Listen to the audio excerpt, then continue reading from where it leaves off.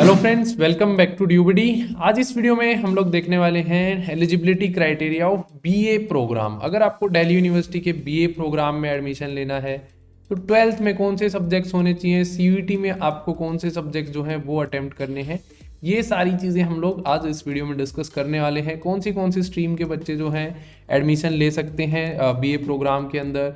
BA program में बहुत सारे कॉम्बिनेशंस होते हैं, तो क्या अलग अलग कॉम्बिनेशन के लिए अलग अलग एलिजिबिलिटी क्राइटेरिया होगा, ये सभी डाउट्स इस वीडियो के बाद आपके दिमाग से गायब हो जाएंगी, नहीं रहने वाली हैं।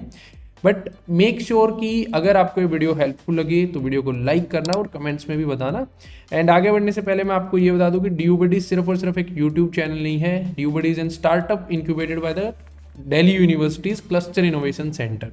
तो हमारा ऐप भी है जहाँ पे आपके लिए बहुत सारे हेल्पफुल फीचर हैं, जैसे सीयूईटी के प्रीवियस ईयर क्वेश्चन हो गए, अगर आपको आपकी तैयारी चेक करनी है वो भी आपके लिए अवेलेबल है। उसके बाद आपको किसी भी स्टेप पे कोई भी दिक्कत आती है, प्रेफरेंस सीट हो गया, पर्सनल काउंसलिंग एंड जो भी इंपॉर्टेंट अपडेट्स रहते हैं वो आप तक पहुंचते रहते हैं, ऑफिशियल अपडेट्स, तो आप ड्यूबडी ऐप को डाउनलोड कर सकते हैं। लिंक जो है डिस्क्रिप्शन में आपको मिल जाएगी।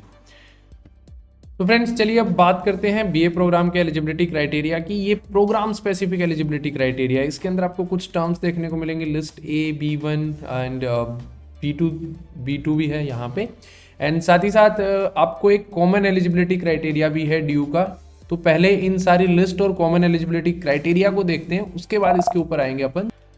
अगर आपको दिल्ली यूनिवर्सिटी के किसी भी कोर्स में एडमिशन लेना है तो ये पॉइंट नंबर 5 है, इसका आपको पता होना चाहिए, समझ में भी आपको ये आना चाहिए। देखिए दिल्ली यूनिवर्सिटी ये बोलती है कि अगर आपको डीयू में एडमिशन लेना है तो जो सब्जेक्ट्स आपके पास क्लास 12th में थे सेम सब्जेक्ट्स आप सीयूईटी में अपीयर करेंगे या उनमें से कुछ सब्जेक्ट्स आप अपीयर करेंगे। लेकिन अगर आप बाहर से कोई भी सब्जेक्ट देते हैं जो 12th में आपके पास नहीं है एंड आप सीयूईटी में अपीयर करते हैं तो डीयू उसको कंसीडर नहीं करेगा। इसके ऊपर मैं एक डेडिकेटेड वीडियो ऑलरेडी बना चुका हूँ, आप जाकर के देख सकते हैं, लिंक नीचे डिस्क्रिप्शन में मिल जाएगी, ऊपर आई बटन में आ जाएगी, वहां पर जाकर के आप जरूर चेक कीजिएगा। उसके अलावा ये 3 लिस्ट है ड्यू की, ये भी आपको पता होना चाहिए। लिस्ट ए के अंदर जो है लैंग्वेजेस होती हैं सारी, जो सीयूईटी में 1A 1B के नाम से दी होती हैं, ड्यू उनको कंबाइन करके लिस्ट ए में रखता है।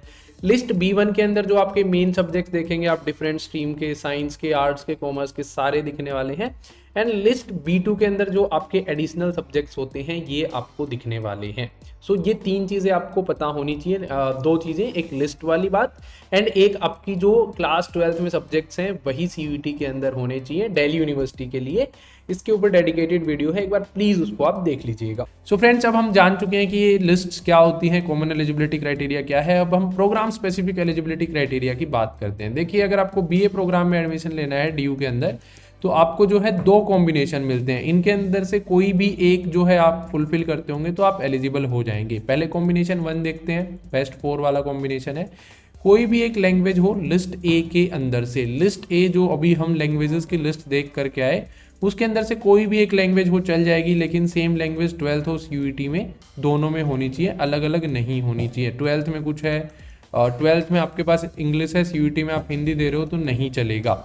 उसके बाद any 2 subject from list B1, जो आपके पास 12th में सब्जेक्ट है उसके अंदर से B1 में हमने देखा जो आपके मेन वाले सब्जेक्ट होंगे, भले ही आप आर्ट्स के स्टूडेंट हैं, साइंस के हैं या कॉमर्स के हैं, मेन वाले जो सब्जेक्ट होंगे ना आपके, उनके अंदर से कोई भी आप 2 सब्जेक्ट दे सकते हो। That means art, science and commerce तीनों स्ट्रीम के बच्चे बीए प्रोग्राम के लिए एलिजिबल होते हैं। उसके बाद any 1 subject from either list B1 और B2, जो 4th सब्जेक्ट है वो अगेन आपका B1 जो आपकी मेन सब्जेक्ट वाली लिस्ट थी उसके अंदर से भी हो सकता है, या फिर B2 जो आपकी एडिशनल सब्जेक्ट वाली लिस्ट थी। एडिशनल मतलब फिजिकल एजुकेशन हो गया, आपका फाइन आर्ट्स हो गया, टीचिंग एप्टीट्यूड हो गया, ये वाले सब्जेक्ट जो हैं लिस्ट B2 में है तो वो 4th वो भी हो सकता है। अब आपको देखना है कि आपकी तैयारी 3 आपके मेन सब्जेक्ट्स प्लस 1 लैंग्वेज में अच्छी है, 3 मेन प्लस 1 लैंग्वेज में अच्छी है, या फिर 1 लैंग्वेज 2 मेन सब्जेक्ट जो आपके पास क्लास 12th में है, जो आपके B1 लिस्ट से आते हैं, चलो मैं लिस्ट भी लिख देता हूँ, जो आपके B1 लिस्ट से आते हैं उसमें अच्छी है, प्लस एक कोई भी सब्जेक्ट B2 के अंदर से जो आपका एडिशनल वाला सब्जेक्ट है। इन दोनों में से आपको देखना है कि किसके अंदर आपकी तैयारी अच्छी है।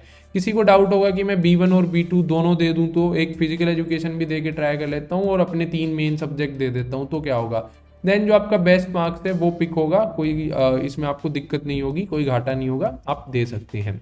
उसके बाद कॉम्बिनेशन टू की अगर हम बात करें तो सिर्फ और सिर्फ एक लैंग्वेज देनी है जो आपके पास 12th में है, सेम लैंग्वेज सीयूईटी में देनी है।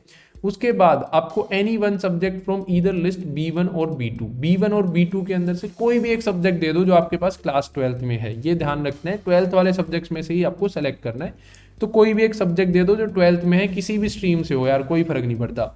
उसके बाद सेक्शन 3 जो जनरल टेस्ट होता है आपका सीयूईटी के अंदर, वो दे दो। तो टोटल आपको 3 सब्जेक्ट देने होंगे इसके अंदर, 1 2 3। यहाँ पे आपको 4 देने थे, एंड चारों आपके जो 12th वाले सब्जेक्ट हैं उनके अंदर से ही होने चाहिए। आप B1 का ले लो चाहे B2 का ले लो, ये 2 कॉम्बिनेशन है। अब बच्चों को डाउट होगी कि ये कॉम्बिनेशन अगर हम दोनों दें तो क्या होगा। दोनों दोगे तो भी कोई घाटा नहीं है, अगर आप तैयारी कर सकते हो तो। जिसके अंदर से बेस्ट आप लोगों के जो है दिल्ली यूनिवर्सिटी पिक करेगी। अगर इसको बना करके इसको लगा करके बेस्ट बन रहा होगा तो इसको लेगी, इसको लगा करके बन रहा होगा तो इसको लेगी। दिल्ली यूनिवर्सिटी का पोर्टल अपने आप ऑटोमेटिकली इस चीज़ को पिक करता है। अब बच्चों की ये भी डाउट आती है कि बीए प्रोग्राम के अंदर ना बहुत सारे कॉम्बिनेशंस होते हैं, English plus mathematics, Hindi plus pol science, history plus pol science, mathematics plus OMSP, इस टाइप के ना, मतलब आई थिंक मोर देन 100 के आसपास जो है वो कॉम्बिनेशंस होते हैं। तो अलग अलग कॉम्बिनेशन के लिए क्या अलग अलग एलिजिबिलिटी क्राइटेरिया होगा, ऐसा बिल्कुल भी नहीं होगा। एक बार आप जो है इसके हिसाब से अपना जो है देख लो कौन सा कॉम्बिनेशन आपको देना है, उसके बाद आप एलिजिबल हो जाओगे सारे क्राइटेरिया के लिए एक ही बारी में। देन जब दिल्ली यूनिवर्सिटी का फॉर्म आप फिल कर रहे होगे उस टाइम आप सेलेक्ट कर लेना कि आपको किस क्राइटेरिया के अंदर एडमिशन लेना है, कौन से कॉम्बिनेशन के अंदर एडमिशन लेना है। एक्चुअली इंग्लिश प्लस मैथ्स में लेना है, हिंदी प्लस मैथमेटिक्स में लेना है, किसके अंदर लेना है। सो राइट नाउ आपको अगर बीए प्रोग्राम में एडमिशन लेना है तो आप ये देख लो कि ये वाले के अंदर एडमिशन लेना है या ये वाले के अंदर, भले ही बीए प्रोग्राम का कोई भी कॉम्बिनेशन जो है वो आप लेना चाहते हो। सो फ्रेंड्स चलिए इस वीडियो को यहीं पे एंड करते हैं। अगर आपको ये वीडियो हेल्पफुल लगी हो तो लाइक जरूर करना है यार, इससे हमारा जो कॉन्फिडेंस है वो बहुत ज़्यादा बूस्टअप होता है। प्लीज़ लाइक करना, एंड कोई भी डाउट है इस वीडियो के कमेंट्स में कर सकते हो। ऐसे ही करके हमने बाकी कोर्सेज की वीडियोस भी बना रखी हैं, वो भी आप चेक जरूर करिएगा। थैंक यू, बाय बाय, मिलते हैं एक नेक्स्ट वीडियो में।